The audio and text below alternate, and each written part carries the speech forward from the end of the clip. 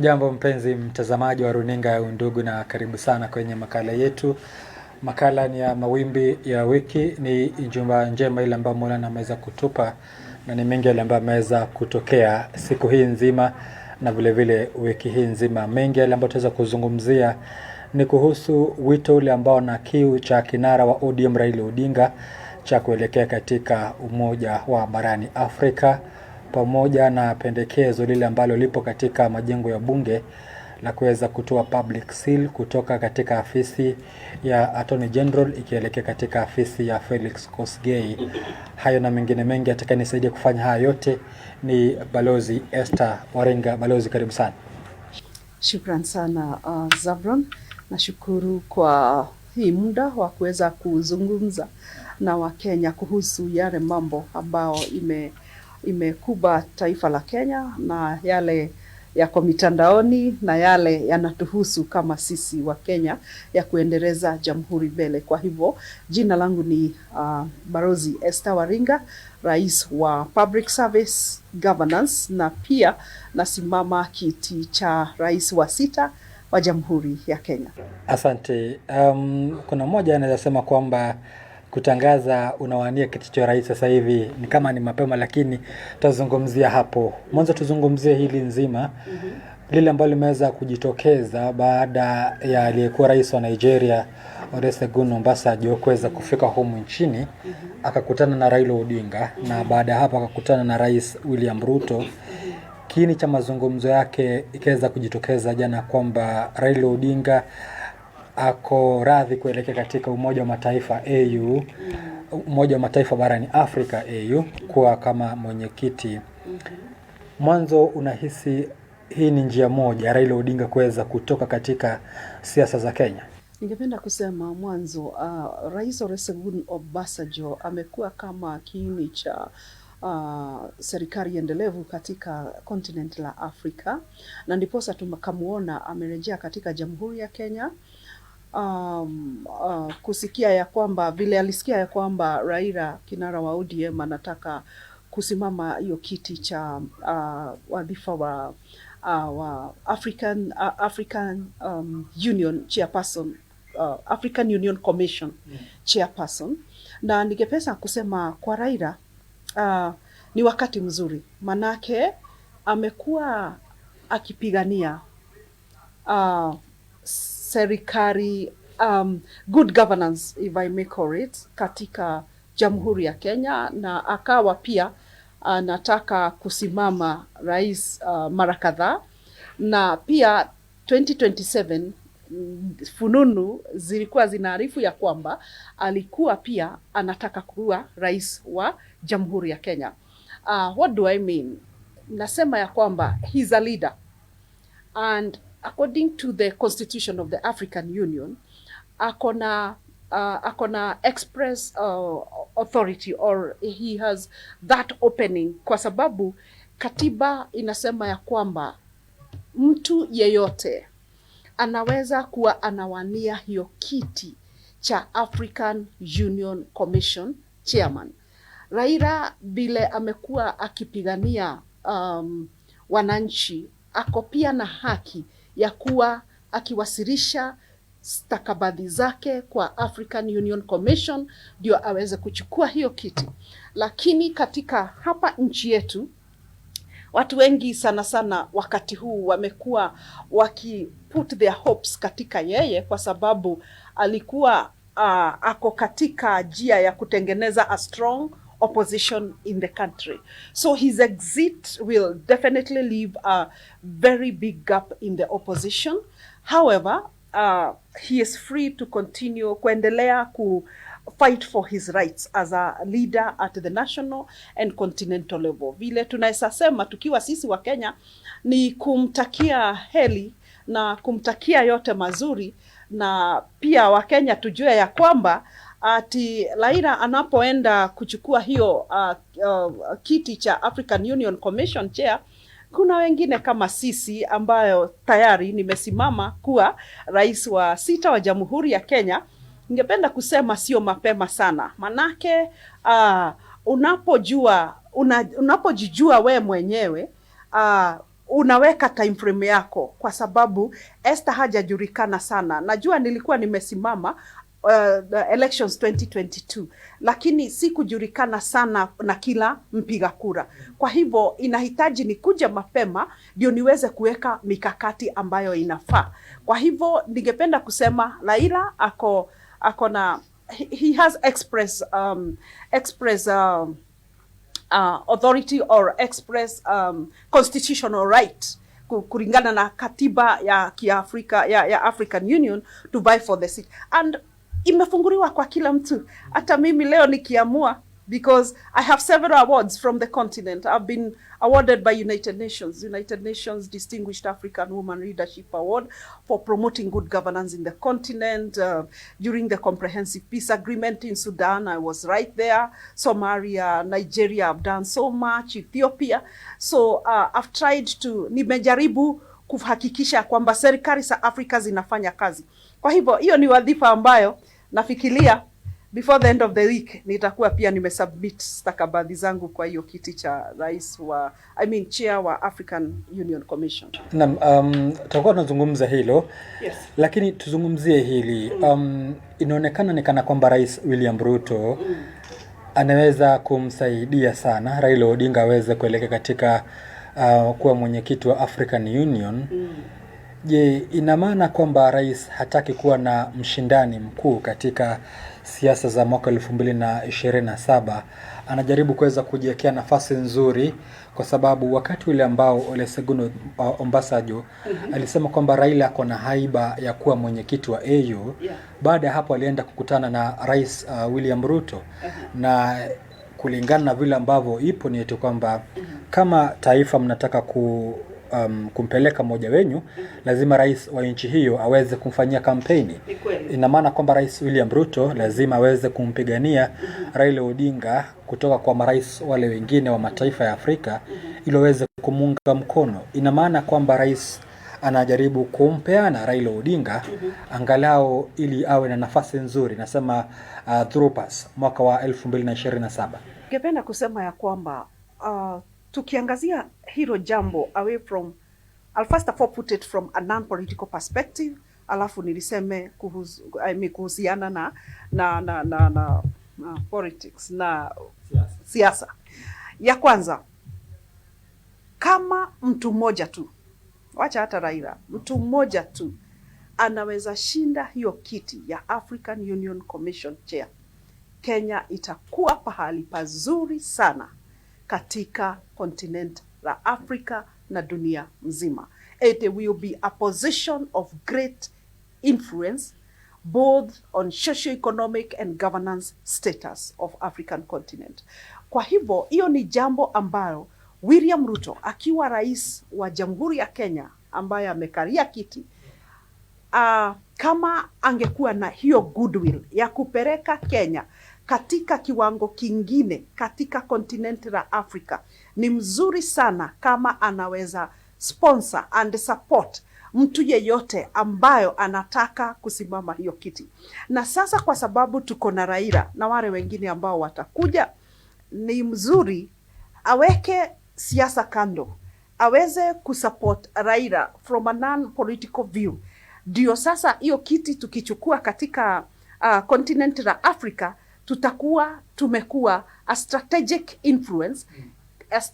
influence katika continent la Africa, which means pia tutakuwa na a voice, which means tutakuwa na goodwill kutoka kwa mataifa mengine away from the continent of Africa. Hii ni kumaanisha tutakuwa tunaongea pahali, whether Europe, whether in other western and eastern countries, tutakuwa tunaongea na tunasikika.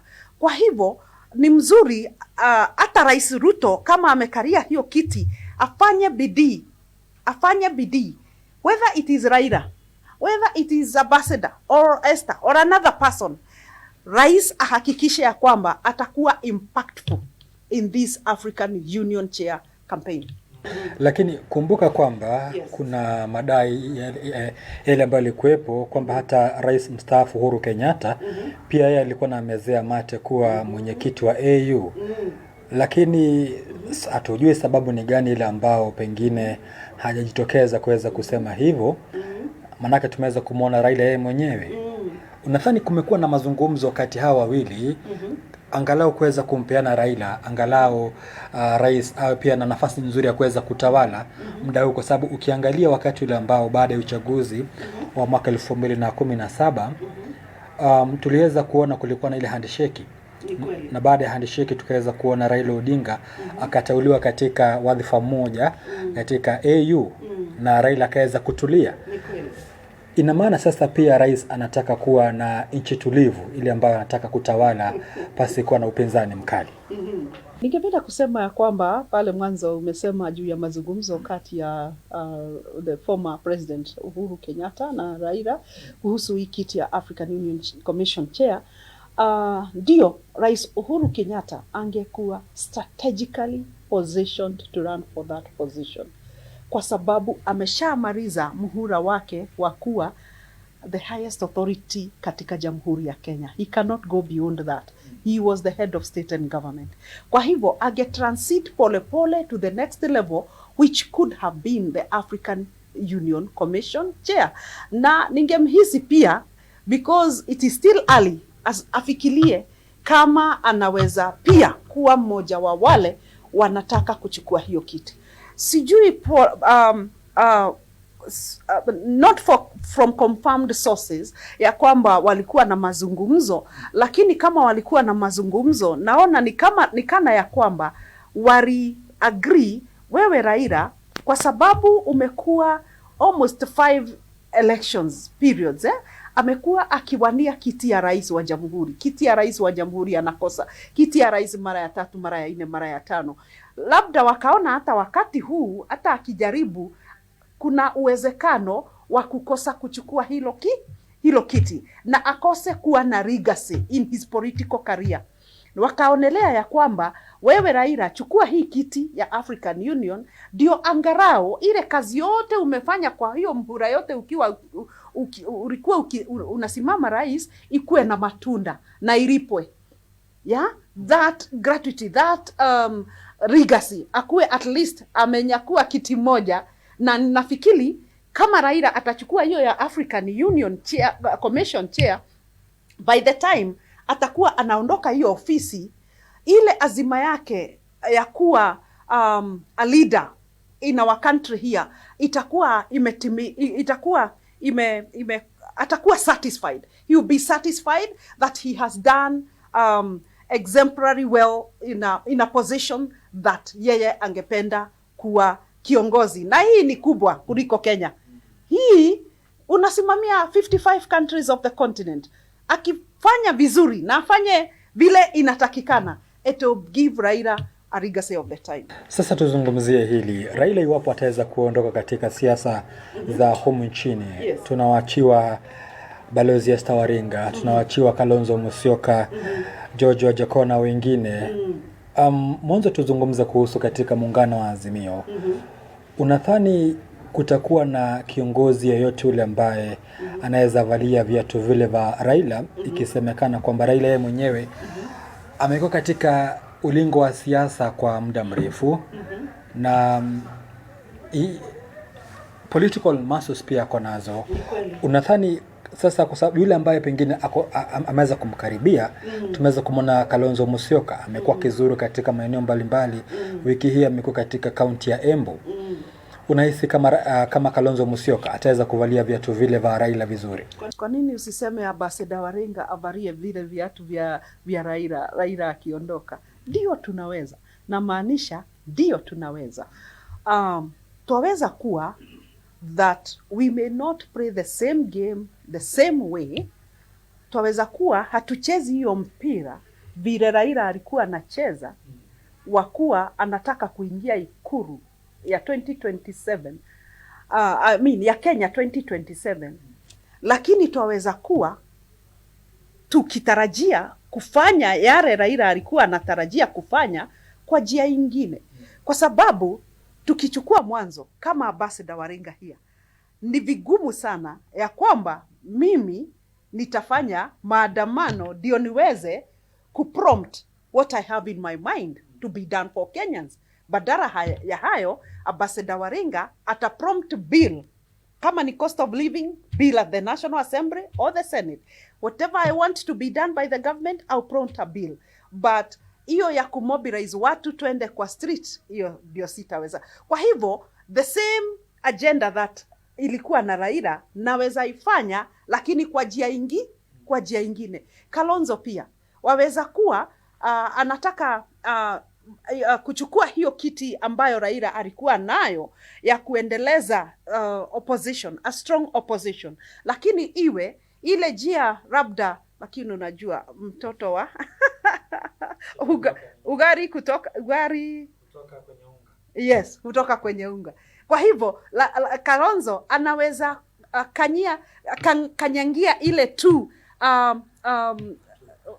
sorry, lovely, ile hatua za Raila, ile viatu ndio nataka kutafuta. Anaweza vaa hizo viatu za Raila na aweze kuendelea na kufanya ile Raila alikuwa anafanya.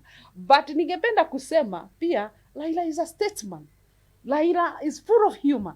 Raila is a crowd puller. So Kalonzo anaweza jipanga vile anaweza kuwa katika hizo viatu. Lakini nimekuambia hatufanani. Kuna kiongozi ambaye anaweza, like for example, sometimes I believe in silent delivery. Ya kwamba sio lazima upayuke sana ama uongee sana ndio uweze kutimiza malengo yako. Actions speak better than words. So kila mtu ako na njia yake ya kupenda kutimiza yale malengo kama Raila alikuwa nayo.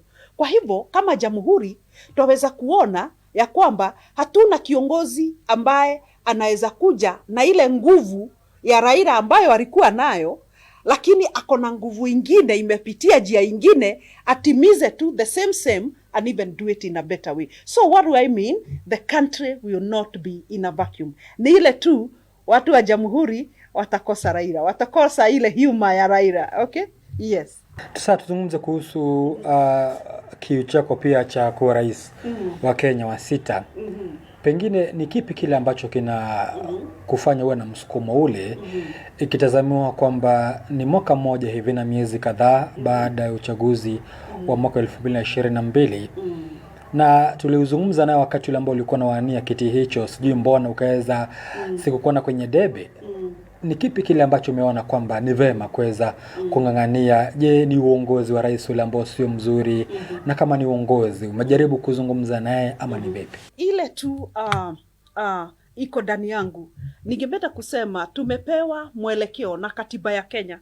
Ukiwa unahisi ya kwamba una kitu kuhusu governance of your country ambayo unaweza contribute positively to the policy making processes na policy formulation na policy implementation, ile njia ambayo unaweza fuata ni kuwa unasimama katika hiyo kiti. Wengine wanahisi nataka kuwa governor kusimamia county, wengine wanahisi vingine, lakini mimi nahisi ya kwamba ndani yangu, wakati nilimaliza kazi yangu huko Umoja wa Mataifa, nilikuwa nafanya in the very marginalized countries like Sudan, Somalia. Ukiangalia hizi nchi unahisi ama you gather that strength to be able to be in a position where you can be able to influence policies.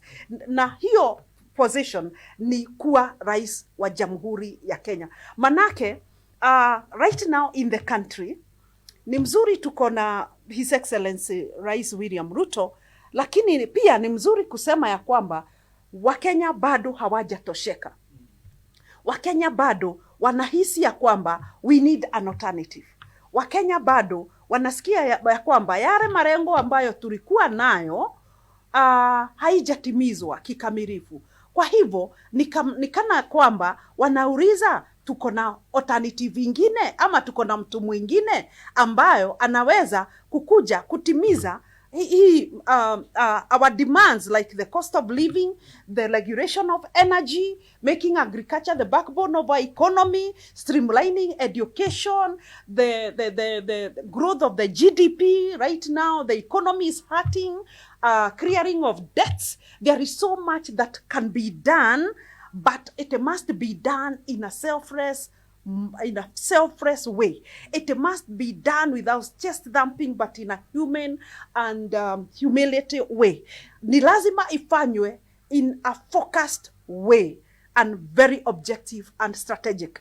Nikiangalia hii mambo yote nikajihisi ya kwamba nataka kuongoza hii jamhuri ndio niweze kufikisha hii malengo yote ambayo Wakenya wanataka itimizwe, niwatimizie, nihakikishe ya kwamba na niseme ya kwamba Zabron, nishaanza manake, right now as we talk, niko na bill, Senate, affordable kitchen bill for all women at the Senate. Your bill is seeking to zero rate 5 major kitchen items, zile wa mama ama wa baba wanatumia kila siku jikoni. Mchele wanatumia kila siku.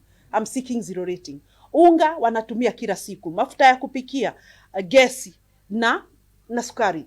Hizo 5 zikiwa zero rated, kila Mkenya ata smile all the way to the kitchen from Kibera to the highest heights of the economy. Kwa hivyo nishaanza pole pole. Na sitaki kufanya siasa ya kuongea tu ndio nikuwe rais. Nataka matendo yangu yaonyeshane ya kwamba ya kweli huyu ni rais wa 6 wa Jamhuri ya Kenya. Na nishaanza. Kuna kitu umeniuliza kama naweza kuwa napatia Rais Ruto suruhu ya 1 or 2, 3 development agendas. Nishaanza. Wiki iliyopita nilikuwa na press conference na media houses wote na nikajaribu kutatua shida ya energy. Nikasema energy is the key economic driver. Ni kama it's the backbone of everything. Energy ni backbone ya industrialization, ni backbone ya education, health. Ukienda mahospitali ukute hakuna stima, machines are failing, that is energy.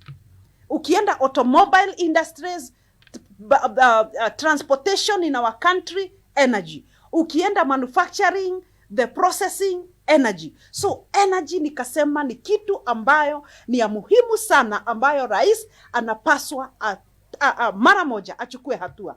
Siku iliyofuata after that conference, the Energy Regulation Commission na Kengen waka announce a drop in energy. Nikasikia glory be to God, kuna suruhu. Pia rais akasema juu nilipatiana pia suruhu ya education na agriculture.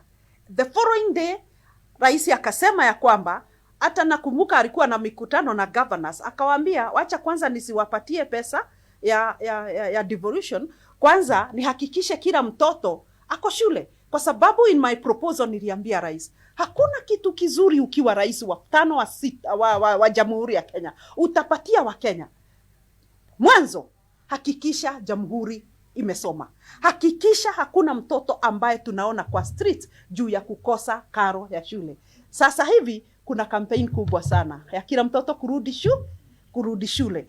Na pia tungeendelea kuongea na tuseme ya kwamba rais, please, hata mashule hakikisha vile umesema wako na pesa ya kutosha, because pia tukipeleka watoto wote shule, which ile ilianzishwa na President Mwai Kibaki ya 100% transition, ikuwe rais pia ameichukua ikiwa hivyo 100% kila mtoto arudi shule. We need infrastructural development, sustainability. Kwa hivyo rais achukue pesa pia apeleke mashule. So tukapatiana suruhu kadhaa. Pia health tulipatiana suruhu about the social health bill. Kwa hivyo ninaanza na nishaanza kupatia serikali mwelekeo. Shikilia hapo. Yes. Awamu ni ya kwanza, tuendelea kuzungumza katika sasa awamu ya pili. Tuchukue pumziko fupi, lakini sasa tukirejea tutakuwa tunazungumza mengine kuhusu hili swala nzima la miswada ile ambayo imeweza kupelekwa katika bunge na vile vile huu mswada wako wa ule ambao umeweza kupeleka katika bunge la Senate ndio. Angalau tuweze kujua miswada hii yote ndio hata baada ya kuelekea bungeni ina haja ya kuweza kutimiza kile kiu cha Wakenya cha ushuru uweze kushuka au tuweze kupata gharama ya maisha imeweza kushuka ama ni vipi? Nambari yetu ya rafa ni 0782705705. Tukirejea hayo na mengine mengi.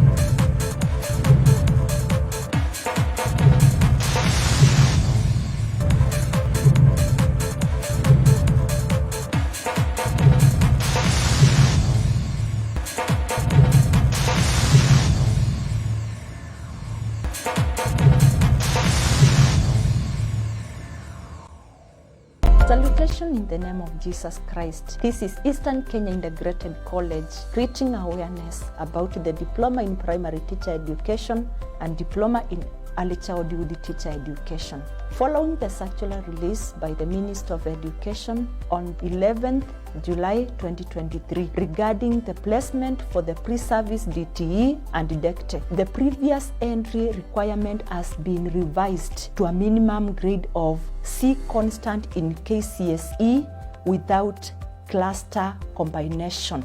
EKIC invites eligible clients with a grade C constant. We wish to invite clients to pursue certificate or diploma in journalism and mass communication. An offer of 10% of the tuition fee will be waived for the first 100 applicants. Hurry up and grab the chance.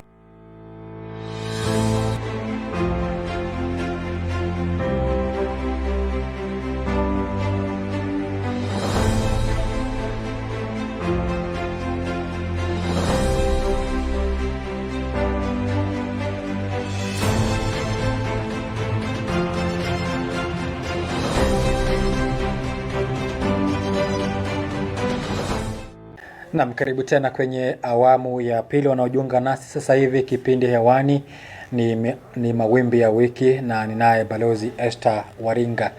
Naendelea kuzungumzia yale ambayo yanaendelea kutokea katika taifa letu. Balozi, sasa awamu hii ya pili tuzungumzie kuhusu miswada ile ambayo imeweza kupelekwa katika bunge la kitaifa. Tumeweza kuona ni miswada mingi sana.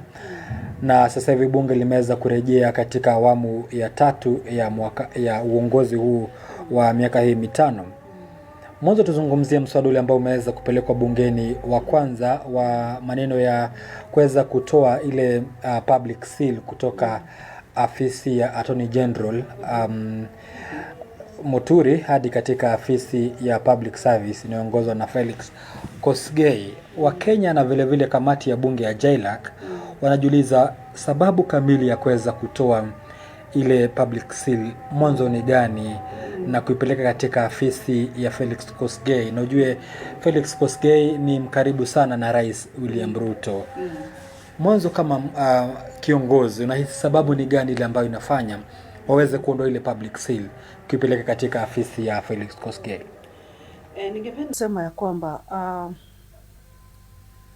katika bunge tungependa na tumekuwa tukisema since wakati wa finance bill, tukasema ni muhimu sana kama mbunge ikiletewa mswada yeyote inaangazia the benefits ya mwananchi katika hiyo mswada kupitishwa.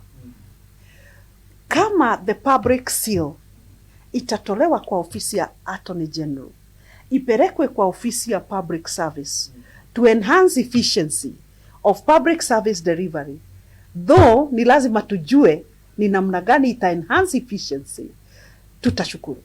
Lakini if it is for political purposes, that is negating of the power of the public seal.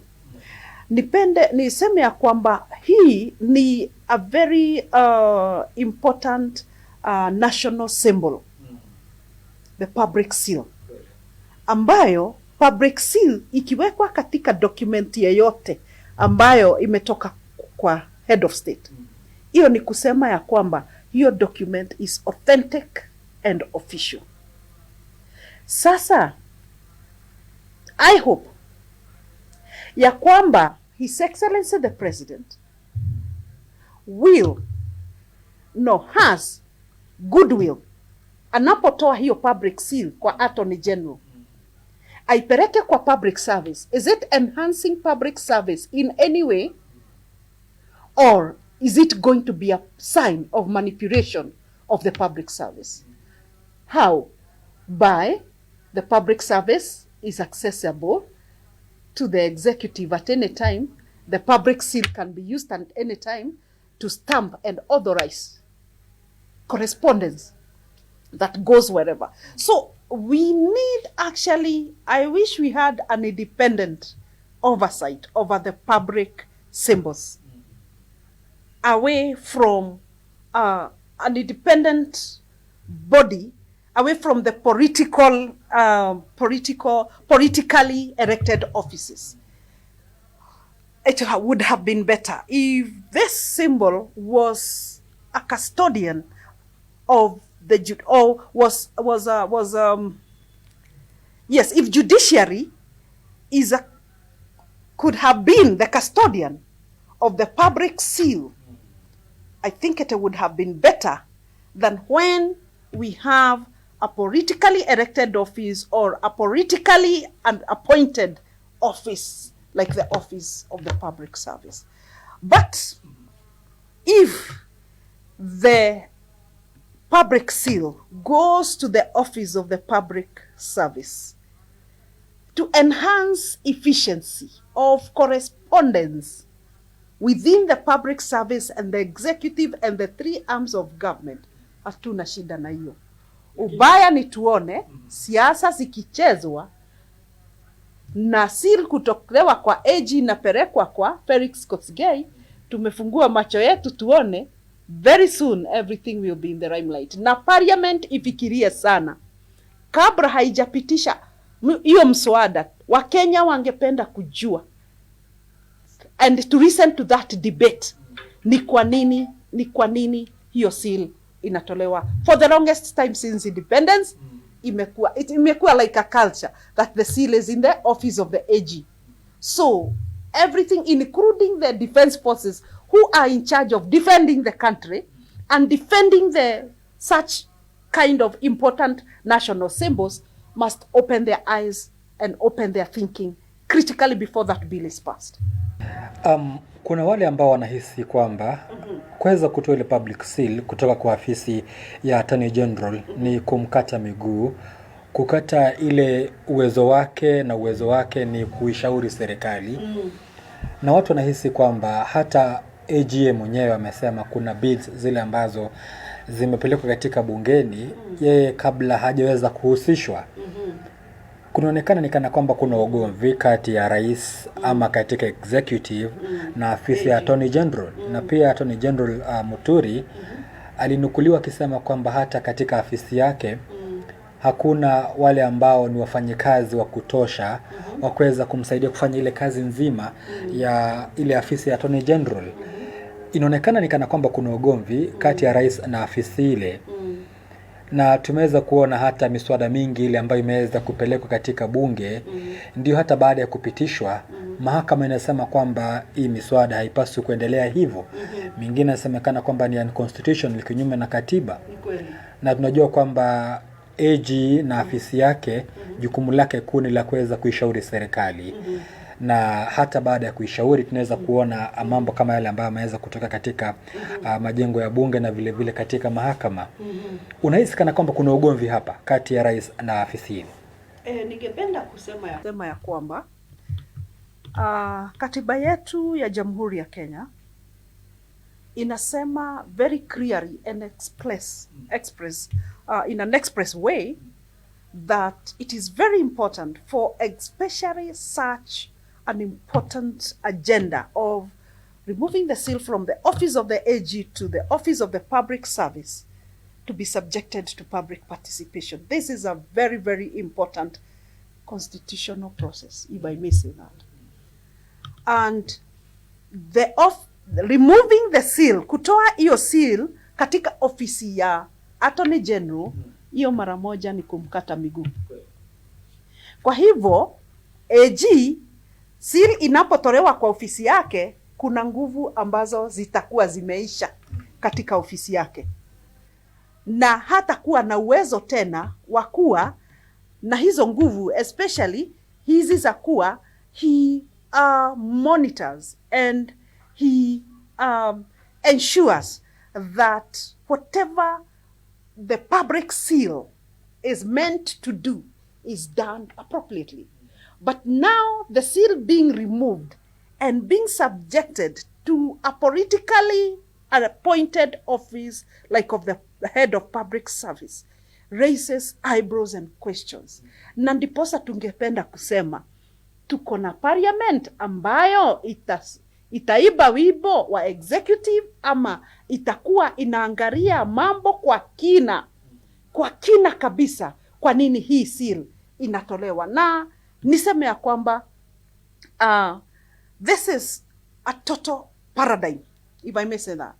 This is not something that we would say will not have significant impact in the operationalization of government. It will. Kwa hivyo ni kitu ambayo inapaswa iangaliwe kwa makini sana. Na wale viongozi katika bunge ambao ni viongozi halisi, sio politicians politicking, ni viongozi ambao wanaweza kuona serikali endelevu katika Jamhuri ya Kenya, wakuwe in the front line to give us a very solid and progressive debate kwa nini seal inatolewa ofisi ya AG inapelekwa ofisi ya public service. Kama ni political, that would be very retrogressive. If it is for the public interest and for the advancement of the public service agenda, then we can give it a thumbs up. But we need to be told the reason. Kenyans need to hear that coming from the executive. However, it seems the office of the AG will continue losing, will continue vile tunasema toothless. Itakuwa a toothless office. It has been from time immemorial a very powerful office. Very powerful office. But now, with this now, what will be the office of the AG? I mean the mandate of the AG. Kweli. Sasa tuzungumzie mswada mwingine, ule ambao ni wa ujenzi wa nyumba za bei nafuu, the housing levy. Hadi kufikia sasa wameweza kuintroduce tena mswada mwingine katika bunge, hata baada ya mahakama kusema kwamba the housing levy itself ni unconstitutional. Lakini haieleweki mbona serikali na hapa sasa executive iko na kiu sana cha kuweza kusukuma kwamba lazima housing levy ikuwepo hata baada ya mahakama kusema kwamba ni unconstitutional, na wao wanaweza kufanya public participation hata baada ya mahakama kusema kwamba the whole thing, the housing levy ni unconstitutional. Wakenya najiuliza, je, ni nini kipi kile ambacho rais ako nacho, kile ambacho Wakenya wengi hawakioni, kwa sababu Wakenya wengi wanakipinga. Wale ambao wameweza kuajiriwa kazi wanakipinga, watu wengi sana. Serikali za kaunti pia tumeweza kusikia minong'ono kutoka baadhi ya kaunti wakisema kwamba hili shamba, unachukua shamba letu alafu unajenga katika shamba letu lile ambalo unajenga na pesa zetu. Baada hapo unaweza kuuzia Wakenya na pesa nyingi. Hatuoni pesa zile ambazo zinatoka katika zile ambazo ni za kulipa zile nyumba zinapelekwa katika serikali za kaunti. Inaonekana hapa kuna mambo yale ambao Wakenya hawaelewi. Pengine unahisi ni kipi kile ambacho kinafanya serikali iweze kusukuma huu mswada eti kwamba lazima uwe kwamba ni constitutional? Ningependa kusema ya kwamba kiongozi yeyote anapopata hiyo kiti ya wadhifa wa kuwa kiongozi wa taifa, jambo la kwanza ambao anapaswa kuweka manani ni kusikiza sauti ya watu ambao walimweka ofisini. Wakenya washaongea, wakasema rais, housing levy and housing project is not a priority. Priority right now ni kuangazia na kuangalia na kustabilize the economy and the cost of living. Housing, ndio ukaona wamama pale pwani wakisema sisi tumeudhika sana, manake manyumba yetu yote imemwagiwa chini, to pave way for the housing project. Wawezaje kutoa watu kwa nyumba ndio wamejengee nyumba ingine ambao wataripa, ambao pia hawa mama nilipowasikiza wakasema hawana uwezo. So now the housing levy, koti ishaamua ya kwamba this is unconstitutional, kwa sababu hii matoleo ya housing levy taxation inatolewa kwa watu wachache walioajiriwa. Didn't I hear even the parliamentarians from his side are already complaining wanatolewa 10,000 per month. Yet koti ishasimamisha hii. So, ni nini hii ambayo inafanya koti ishaamua ya kwamba housing levy is unconstitutional. Kwa sababu inatolewa a small percentage of employed Kenyans. And then these people who are giving the housing levy taxes or whatever may not enjoy the houses.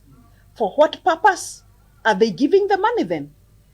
And when we come to taxation law, if we are to introduce any taxes, it has to cut across everyone and everybody, you see? But this is for a segmented personalities or employees, yeah?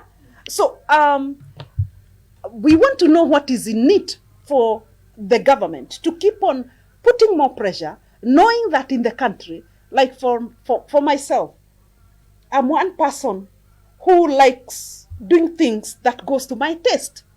Kwa hivyo, hata nikitaka nyumba, nataka kujenga ile according to my taste. And I want to believe it's the same case to each and every Kenyan. Why force them? And they have said, we don't want the houses. It's not a priority. Why force them? Don't you think that something is not right? Especially tukikumbuka, ni nyumba nyingi sana. Nyumba zimejengwa Nairobi, nyumba zimejengwa Mombasa, Eldoret, Nakuru, hazina watu. Bona tuwaongeza nyumba nyingine. Ningependa kusema, the advice I would give to the president, please bring the housing levy and the housing project to a standstill. It is not a priority right now as we talk. What is priority? Equip Kenyans to own their own houses according to their own taste. How? Build a sustained economy that Kenyans can be able to build their houses, to reduce the cost of living, to feed their families. Stabilization of the economy should have been your priority number one, Your Excellency. If you equip me, if you empower me, I'll be able to build my house as I desire. But pushing Kenyans, in fact, this one might not find its way through, because the buck stops with who? Wanjiko, the voter. So if you keep pressuring the voter, or maybe trying to feed someone with food that they don't want, the taste is not good for them, finally they will throw the food on your face. Yeah? And what will you feel? Humiliation, disappointment. So, since we don't want disappointment, you know what? Hapa, hakuna competition, hatutaki competition. Niseme, kama iko, hatutaki competition kati ya executive na judiciary. Ebu tukumbuke ya kwamba katiba has given express authority to independence of the executive, express authority to the independence of the judiciary. I don't understand where competition of initiatives should come in. So, if the judiciary said no to housing levy, that's one arm of government. The voter says no to housing levy. So, what are we supposed to do, the executive? Calm down and stop the project and do what? Stabilize the economy. Put money into Wajiko's pocket. Wajiko atajishughulikia na nyumba. Then, consider a scenario whereby His Excellency the President has started the housing project. Then, in the middle of at the end of his term, 5 years, the project is ongoing and hanging, because right now, as we talk, it's still hanging in terms of how will people own these houses and how long will it take for them to own these houses instead of payments. It's all confusion. Kama rais mwingine kama Ambassador Esther achukue serikali ya 6 ya Jamhuri ya Kenya, ataendeleaje na hii housing project? These bureaucratic processes of the housing project, I would not want to see that as a head of state, because I like clarity. Hata kama sitaki kusema sio mimi, because I believe, hata kama ni another head of state or somebody, how will they carry forward with the housing project, because we are told you will benefit after a long time. Ukimacha mariza kufanya nini?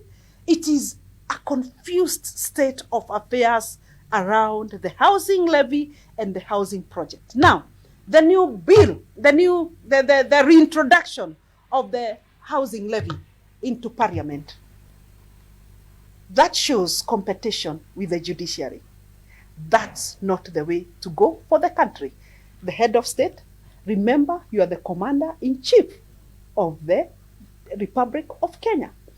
If you don't adhere to the rule of law, Wanjiku pia atasema kama rais hafuati sheria na mimi Wanjiku sifuati sheria. Na rais anapaswa kuwa a role model. If the president fights the judiciary, naye Wanjiku atafanya nini? So I request His Excellency the President, let's come back to the table. Let us reason together. Na ndio tumefanya hii mkutano March 15, Multi-Agency Good Governance Conference. Let us come and talk together. What is ailing our country? Are we supposed to tone down? Are we supposed to reflect? Are we supposed to divert from some of the projects? Are we supposed to halt some of the projects for the country to go? Remember, to go forward. Remember that the Republic of Kenya, it's not about an individual. It's about what works for the best good of the 54 million. Sasa tukimalizia, tuna dakika kama 2 hivi ili tuweze kumalizia. Yes. Tuzungumzie sasa kuhusu mswada wako ule ambao umeweza kupeleka bungeni. Katika awamu hii tumezungumzia kuhusu miswada miwili ile ambayo ipo katika bunge la kitaifa. Mswada wako ulikuwa umegusia hapo awali kuhusu jinsi ambavyo ni ya kushusha ile gharama ya vyakula vile ambavyo vinatumika kila siku jikoni. Mwanzo kusudi lako la kuweza kupeleka mswada ule katika bunge la Seneti ni nini kile ambacho kinakushawishi? Na unaona kana kwamba kwa sasa hivi tumeona miswada mingi ile ambayo inapelekwa na Wakenya, isipokuwa tu ile ambayo imeweza kuwa introduced na the executive ama tu wale ambao wapo katika serikali, mara nyingi huwa inapita. Lakini miswada mingi ile ambayo inaweza kuwa introduced na Wakenya sio mara nyingi sana huwa inapita. Mwanzo ni imani gani ile ambayo uko nayo kwamba wataweza kukusikiza na kuweza kupitisha mswada ule? Okay. Shukran sana. Lengo ambalo nilikuwa nalo nikipeleka yule mswada ni kwa sababu ile nilisema sisi viongozi, kila mtu ako na njia zake ambazo anaweza endeleza ile masuala ako nayo ya kuendeleza jamhuri. Nikasema Raila ako na njia yake, maandamano, na mimi nikasema nikiwa rais siwezi enda njia ya maandamano, nitapeleka mswada katika bunge, na nikachukua hatua nikapeleka hiyo affordable kitchen bill for all women and for all Kenyans, call it for all Kenyans. Na ikaenda the first stage, sasa na second stage sasa iko Trade and Industrialization Committee level, lakini imechukua mwaka na sijui mwaka na almost 1.5 years. Na hiyo ni jambo ambayo ingetatua the cost of living mara moja. As we work on agriculture and farming and everything and fertilizer, pande hii ingine tungekuwa tunapitisha mswada kama huyo to zero rate what we need for our daily utility, because we cannot take children to school without food. We cannot take even our medics to hospitals to serve without food. We cannot be here today kama hatuja kula. So food is the basic. Food affordability, food sustainability in the country is what we need as number one.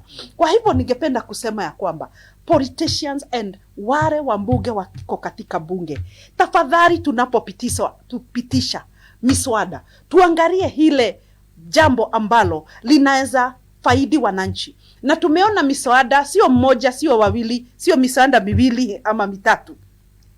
Whatever has been prompted by a normal citizen fails.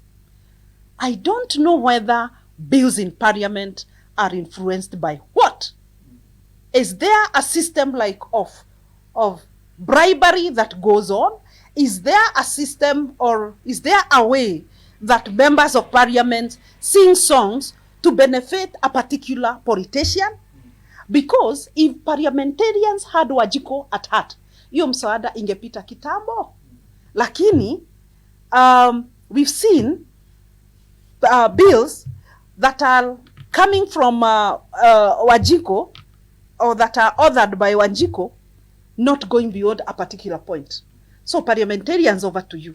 Do we have Wajiko who elected us into office? At heart, something must be done.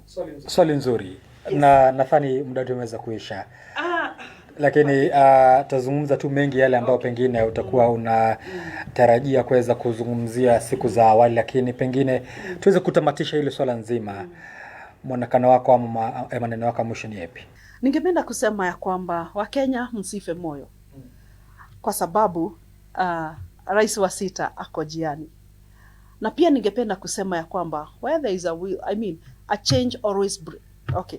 Tukibadilisha kitu inaleta maendeleo.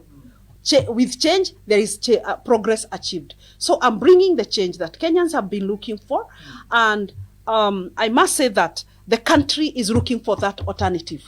Please, and I think a woman presidency will be bringing a motherly presidency and a parent presidency. And I want to believe that Kenyans, with our presidency coming on board, Mama Taifa Ambassador Esther Waringa, nafikiri hii mambo yote itakuwa ya mwisho, hii machungu yote tunapitia. Pia, the cost of living, mama ni lazima ataangalia jikoni ikiwa kitu ya kwanza. Asanteni sana, ni mmoja wenu, mama wa taifa, rais wa 6 wa Jamhuri ya Kenya, na pia rais wa Public Service Governance, tuseme ya kwamba yes, we can. Shukran sana.